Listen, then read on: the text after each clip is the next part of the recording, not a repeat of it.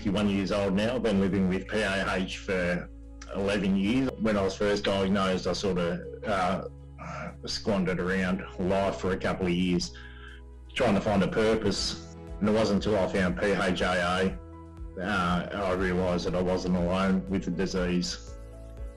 Concerningly, on average, it takes about 4 years and up to 8 doctor's visits for people living with PAH to be correctly diagnosed. And the longer diagnosis takes and the treatment is delayed, it can adversely affect the health outcomes of those who live with the disease. What is a PAH community? Well, community means many things to many people. However, at its heart, community is where you have a connection to people who care about you. For every person diagnosed with PAH or PH, there are 18 others who are directly affected in their network or family or their close contacts. And that means they're affected to the point that they may need medical help, counselling, preparing for a death, all sorts of different things. So it's not just the patient.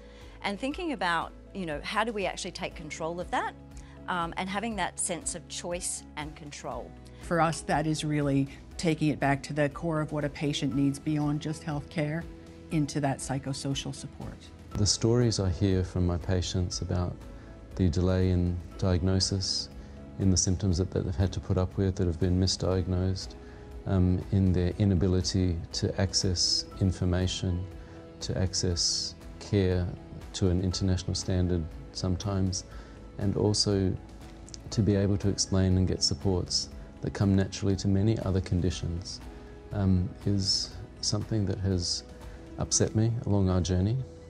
From here, we are committed to making seriously a difference into how we treat, how we bring equity everywhere, equally, like Kevin said, and how we make sure that those 4,000 patients that exist in Australia get properly diagnosed and properly supported.